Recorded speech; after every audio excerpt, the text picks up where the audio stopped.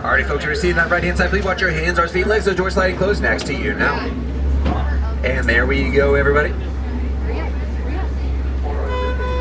Sante Son Award, that means thank you. Another thing we say here at Harambe is going to be Twine Day, folks. That means let's go, everybody. And Jumbo, folks, my name is Garrett, and I will be your safari guide today. And in order to have a wonderful and smooth safari, I'll please ask you to keep all hands, arms, feet, legs into the vehicle at all times. And please remain seated, say real truck, and I really am driving it, so it may get a little bumpy out there. But I will do my best to minimize those bumps regardless. Anyways, though, here we go into the Little Atiri Forest. Now, in the Little Atiri Forest, it is going to be best to keep your eyes peeled and your cameras ready, as many of these animals have found wonderful ways to hide in their environment out there.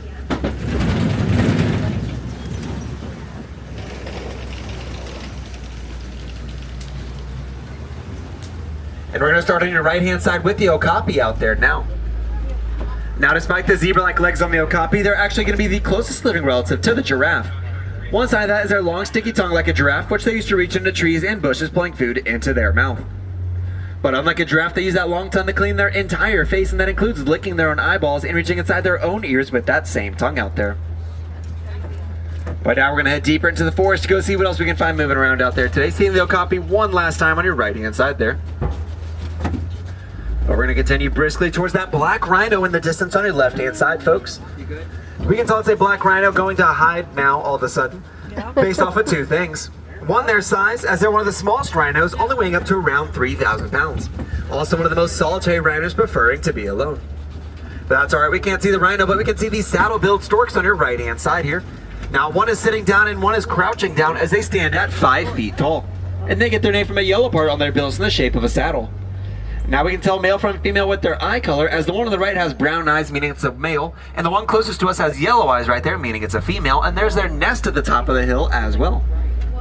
So that is a mating pair back there, as they will also mate for life as well.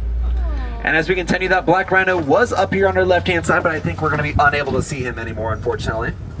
We'll still take a quick glance just to make sure. Yep, looks like he is quite shy, so he's going to hidden back there a little bit. We can kind of see his shoulders kind of poking out there. We're going to see the bongo on your left-hand side over there, that orange-colored antelope up there. Now, bongos have backward slanting horns, which will let them run through the brush quickly and not get caught on anything. As the bongos are startled, they dive through the brush. And that tan antelope back there is the greater kudu, standing 5 feet tall at their shoulders. Those are also female greater kudus, as only males have horns on their heads. And the male's horns will be quite noticeable, as they can grow to be 6 feet long. But to now keep our day fun and exciting here, we're going to head towards the Safi River, where we hope to catch up with some semi-aquatic animals going about their day today.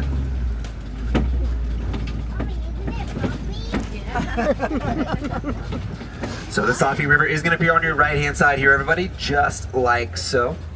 And out there we see a pod of pink-backed pelicans. They get their name from the pink feathers along their backs, which only really show up during mating season. They do also have a 9-foot-long wingspan, which is as long as the benches you're sitting on from door to door. And we have a Nile hippo on land, everybody over here to your right-hand side. The Nile hippo at 5,000 pounds and can hold their breath for several minutes. Seeing the amazing size of the hippo there. But don't let that 5,000 pound size fool you. They can run around 30 miles an hour out there. And to maintain that amazing size, they'll eat around 100 pounds of food every day. We have evidence of a bloat being nearby, as bloat is the group name for hippos, as that's their feces floating on top of the water right there, as that's how they mark their territory, swishing it around with their tails. And technically back there by that hippo, we were in the splash zone, as they can sling their feces up to 30 feet away. So I made sure I told y'all that after we got away from the hippo, but we're going to go try and find another one here. So we're going to see if we can see any other hippos, but it looks like they just recently cleared out of the area. So we're going to continue quickly up the river here to see that Nile crocodile on our left-hand side out there, everybody. The Nile crocodile grows up to 16 feet long and can weigh up to 500 pounds like that adult to your straight left-hand side, everybody. Oh, and there he goes, closing his mouth. As that's how they regulate their body temperatures, as they are cold-blooded. But now at 16 feet long and 500 pounds, they can also eat up to half their body weight in just one sitting. This means the adult Nile crocodile can eat 250 pounds of food for just one meal. And that ability will allow them to go weeks, sometimes even months in between meals, depending on scarcity of food in their area out there. But with that, we're going to trade out the Safi River for the open savanna. We are almost there now. And one sign that we're coming up on the open savanna is going to be this large tree on your right-hand side right here, everybody. That right there is a baobab tree. Now the large trunks of that tree will soak up water, storing them for dry and hot seasons. With many animals learning that they poke holes in that tree, they'll get a much-needed sip of water on a warm day. And with many animals doing that during the droughts and the dry seasons, this does earn the baobab tree the nickname, the Tree of Life. But now we're going to make our way down into the open savanna towards that tower of giraffes I see in the way distance out there now.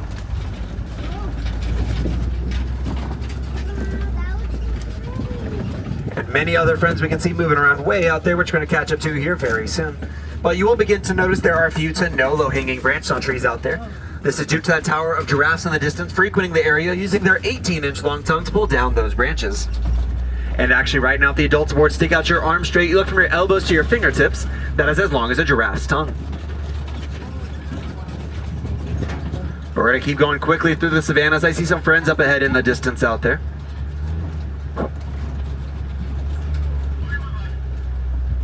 And we see the African painted dogs on your left-hand side lounging around right now. Now do not let their cuteness fool you. They're one of the most successful hunters in the savannah. They hunt their prey down with their great stamina as they can run at 35 miles an hour for 3 whole miles. Also using great teamwork as they will trade out who chases their prey.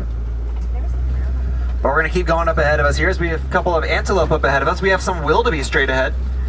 Now the wildebeest is going to be the second most densely packed mammal in the world just behind humans, as they travel in herds up to 1.5 million wildebeest. And on your left-hand side behind the wildebeest are the sable antelopes, the emblem for the Harambe Wildlife Reserve. Also a symbol of courage as they're known to stand up to their own predators here in the savannah. And the wildebeest are also going to be nicknamed the News for the new sound they make, spelled G-N-U. But we're going to roll quickly past them here as I see some great big horned friends up ahead of us over there in the distance we're trying to catch up to very soon. As we pass by these tall termite mounds right here. Now termite mounds like these are made of 3 things. Number 1, termite saliva. Some number 2, and number 3, dirt. And when they harden, they can be as hard, if not harder, than concrete itself, and are commonly used as scratching posts by animals in the savannah out there.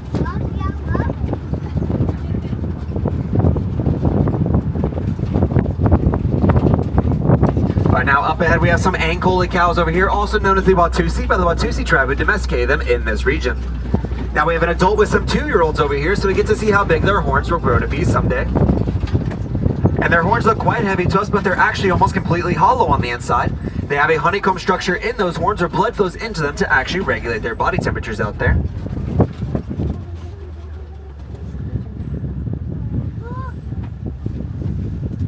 But now we're going to keep on going as we have a giraffe in the road up ahead of us over here, folks. Maasai giraffe based off their rough and jagged spots. That's a female right there. And her baby is right behind her over there, everybody. Female based off her height, as females like this only reach around 16 feet tall, while the male Maasai giraffe will reach around 18 feet tall out there. But here she is, everybody.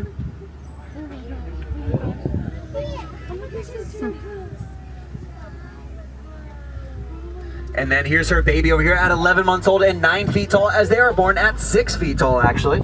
Very young and very adorable, as you can see on your right-hand side. He is super cute. On his own little adventure away from his mom, it would seem. We also see some zebras up ahead of us. Zebras get their group name Dazzle from the dazzling effect they have when they stand next to one another, making it hard for predators to where one zebra ends and another begins. And those are springbok out there with them. The smallest antelope on the reserve, only weighing about 100 pounds. Springbok make for quite the athlete though, as they can run at 55 miles an hour. Not only that, they can jump 6 feet high and leap 13 feet forwards as well. And we have another giraffe on your right and one more on your left-hand side right over here, everybody.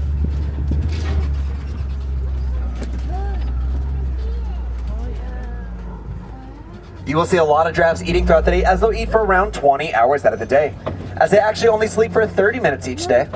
They will not sleep for 30 minutes all at once, though. They only take micro naps that add to a total of 30 minutes of sleep every day out there. Very beautiful, but we're going to say goodbye to our tall and tiny friends as we're going to make our way to a more foresty part of the savannah here, where we have evidence of an even larger animal being up ahead, as we have a large broken tree on the right-hand side here, possibly broken by the African elephants I see in the distance ahead of us now.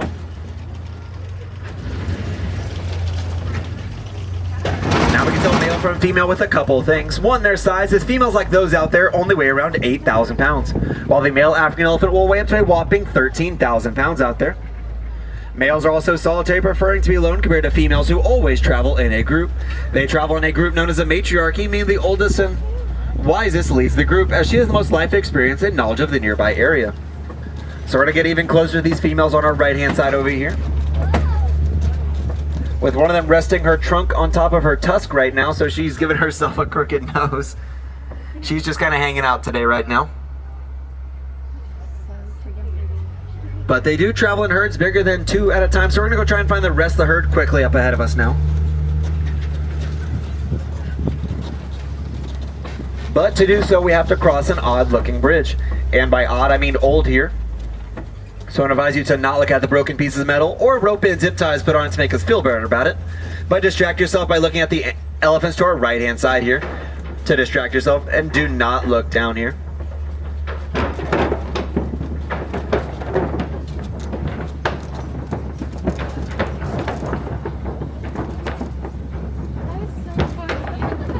But luckily enough, we've made it safely across, just like I hoped we would. So we're going to continue away from that now, and towards some red clay walls over here.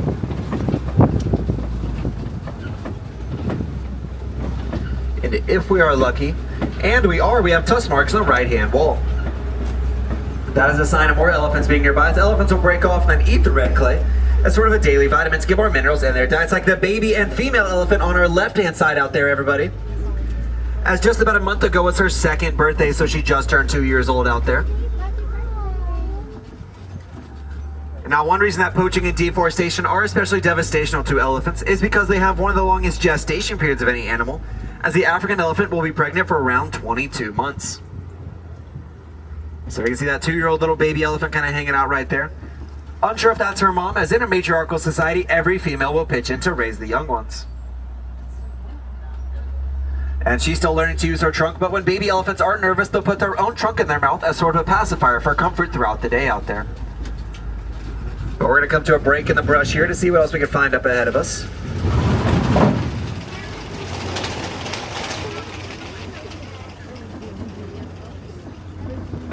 So we're going to keep on going, keeping our eyes peeled, see if we can find the rest of that herd or just any other animal hanging out in this area.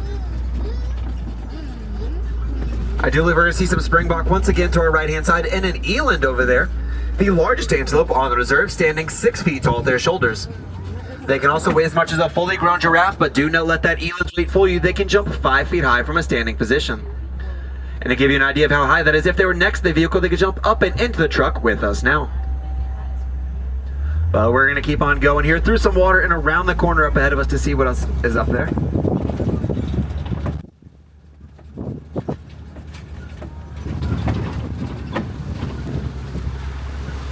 Like the flamboyance of greater flamingos hanging out near a weirdly shaped island. Now, the greater flamingo is the largest and palest of all the flamingos, but the lightest as well. They get that pink coloration from the brine shrimp lure that they eat, which carries a chemical called beta-carotene, giving them that pink glow. Sorry, there's elephants sleeping to your left-hand side over there. We have 2 laying down and 1 standing up right now. That's probably the 3rd time I've ever seen that. That's new. Especially like that. I think that's their... This is a super rare sighting, folks. We're going to go get right up next to them here on your left-hand side, where we can see them sleeping very soundly right there. The poor elephants. So very sleepy. And we can actually hang out here just a little bit longer and watch those poor elephants relax. With one of them, looks like she's kind of asleep standing up right there a little bit with her eyes closed, enjoying the sun. Since luckily we're a little ahead of schedule, we can just enjoy this moment. Very sweet right there, but we're going to let them keep sleeping. We're going to sneak away here. We're going to go back into the brush of the savanna this way.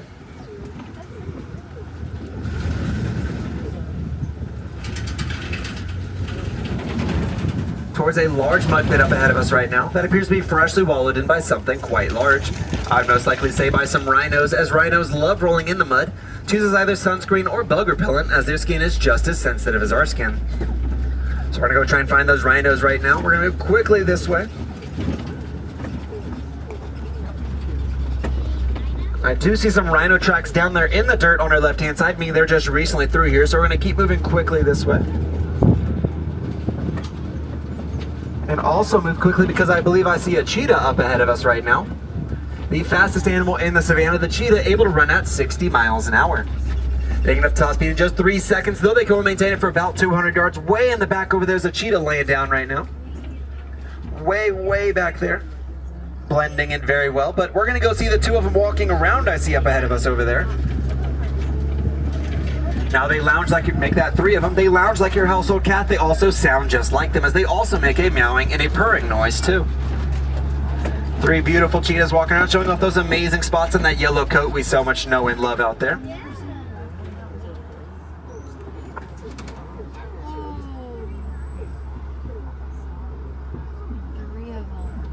And down goes one of the cheetahs to sleep right there, so we're going to keep going. But worry not, everybody, we're going to keep on sticking with the big cat theme as we have some Kobe rocks coming up. These large and tall rocks are commonly frequented by lions to get a vantage point of things around them. Like the lion I see moving right now. Oh, that's a male lion, and he's getting a little roar out right now, actually. We might get to hear a lion roar if we're lucky. He seems to be up and awake. So I'm going to... Oh, if we actually...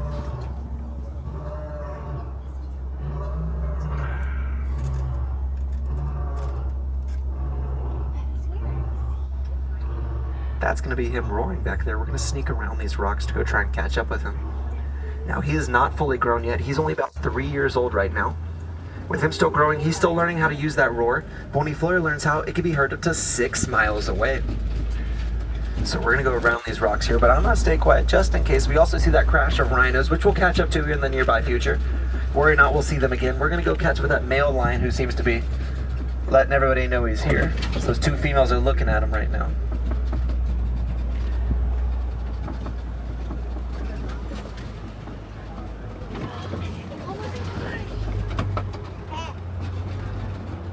Oh, and there he is marking his territory a little bit. Letting everybody know. We're going to see if we can get maybe one more out of him. But I think he's gotten it all out of his system all of a sudden. Poor guy's very tired probably. They sleep for around 20 hours out of the day. Dawn and dusk hunters.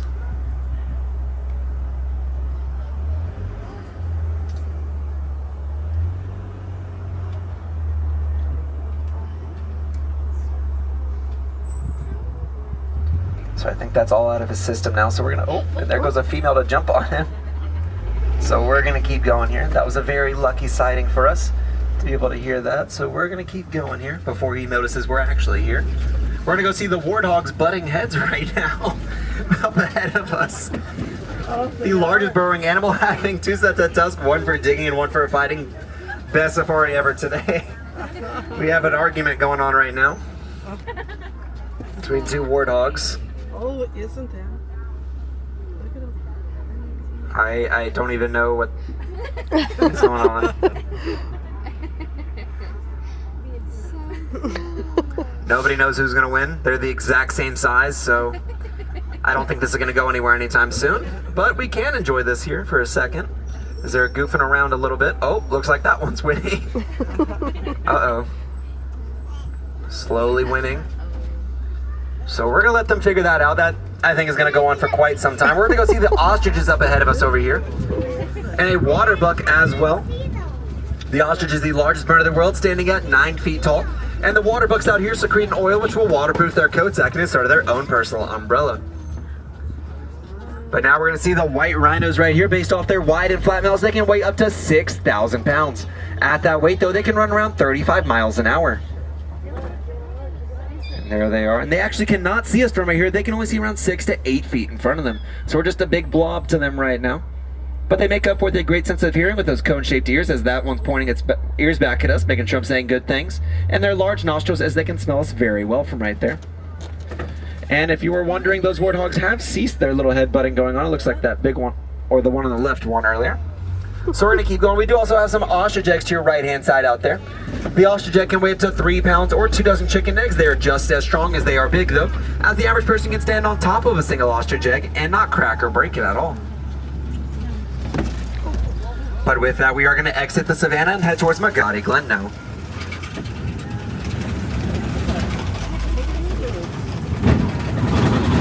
in Magadigan, we have the Warden's Post and also the Warden's recently adopted Nigerian dwarf goats as well. They possibly got these goats for their high protein milk. They may have also thought they're babies and they recently adopted them, but those are going to be fully grown adult Nigerian dwarf goats out there now. And the Warden cleaning up after them. This is a mutually beneficial relationship as the Warden will protect them from predators, and they'll keep the Warden's grass trimmed and their bellies full at the same time out there.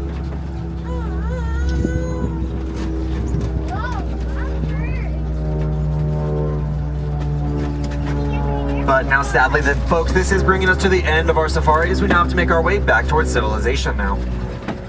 And unfortunately for many animals out in the wild, they're not only losing their homes but their lives every day due to deforestation, which is caused by logging, mining, and many more things in the immediate area.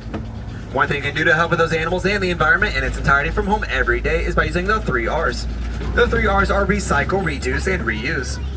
Another way you can help out those animals in the wild today, in fact, is by donating, which you can do at any local merchandising location, simply by asking to or even rounding up your purchase to the nearest whole dollar. Every cent counts out there, as Disney will also match cent for cent, dog for dog that's donated here every single day, giving animals in the wild double the help they so much need and deserve out there. And if you are just like me and you especially love those Nigerian dwarf goats and you want to pet some of them, you can at Rafiki's Planet Watch. It is just a short train ride away, with the train being right around the corner from safaris, under a big sign that says Rafiki's Planet Watch, the conservation station. Out there you can visit the affection section where you can pet some Nigerian dwarf goats and a couple other animals that let surprise you. Also out there you can find the Art of Animation Studio, teaching you to draw some of your favorite animated characters. And finally the Animal Care Clinic, where you can watch live surgeries and checkups occur with the animals through a viewing window. Now once again, my name is Garrett, and unfortunately they say sign our time together is coming to an end, but rather than saying goodbyes, that's far too final and far too sad. Here in Harambe, we like to say Kwaherini instead, which means to go well. So hope you all go well and have an amazing Water Feels day here at Disney's Animal Kingdom.